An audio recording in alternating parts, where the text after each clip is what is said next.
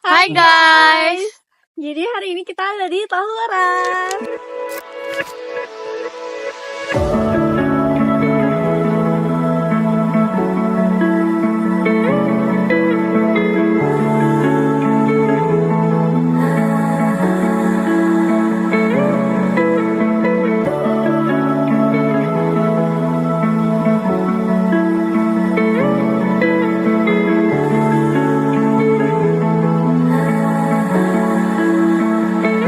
Jadi hari ini kita mau ngejelasin tentang hutan mangrove. Tada, Yeay. semuanya ada di belakang kita. Yuk ikutin keseruan kita hari ini. Oke guys, jadi di sini aku bakal jelasin gimana sih gambaran hutan zaman dulu. Seperti yang bisa kalian lihat di belakang aku, ini tuh contoh dari gambaran hutan zaman dulu. Jadi hutan zaman dulu itu lebih luas dan alami. Dulu tuh hutan mangrove masih luas banget, belum banyak diganggu sama ulah-ulah manusia. Isinya tuh macam-macam tumbuhan sama hewan laut. Jadi kayak rumah aman buat anak-anak ikan, kepiting, udang, dan lain-lainnya. Nah, hutan mangrove ini juga dulu itu sebagai pelindung alami pantai.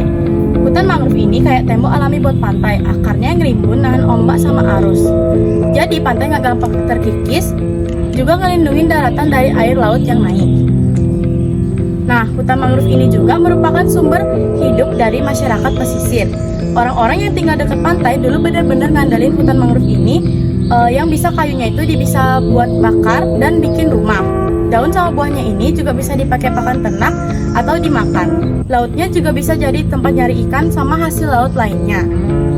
Banyak jenis tumbuhan dan hewan di hutan mangrove. Jadi dulu itu banyak banget tumbuhan-tumbuhan kayak rumput laut sama hewan-hewan kayak burung, ular, monyet, serangga, dan yang lain-lain. Kalau di sini itu kayak mungkin dia udah berkurang ya guys, karena di sini itu juga ada bangunan-bangunan yang lumayan banyak. Yang terakhir, orang dulu itu lebih ngerti cara jaga hutan mangrove. Masyarakat dulu itu punya ilmu sendiri buat manfaatin mangrove tanpa ngerusak mangrove itu. Mereka itu ngerti kapan boleh ngambil kayu, kapan enggak, biar hutan mangrove-nya tetap ada. Nah, jadi sekarang saya akan menjelaskan bagaimana keadaan hutan mangrove sekarang. Sayangnya, sekarang hutan mangrove udah banyak yang rusak gara-gara ulah manusia. Dibabat buat tambah udang, sawah, atau bangunan. Polusi juga jadi salah satu masalah dari rusaknya hutan mangrove sekarang.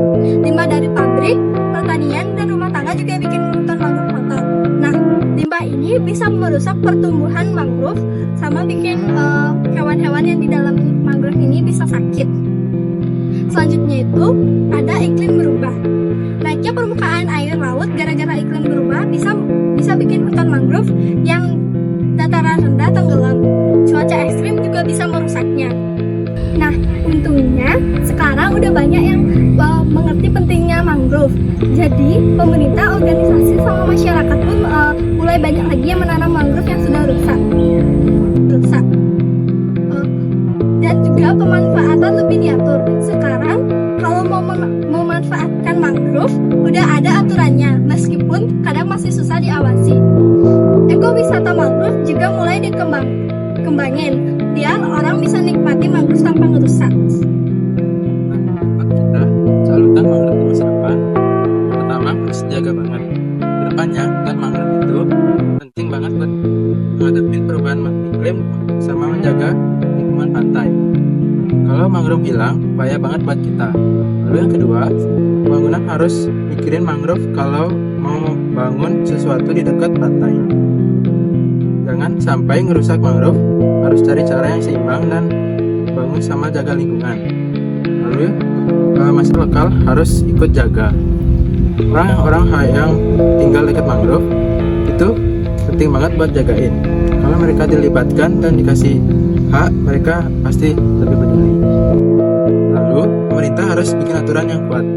Nah, pemerintah harus punya aturan yang jelas buat melindungi mangrove dan harus tegas kalau ada yang rusak.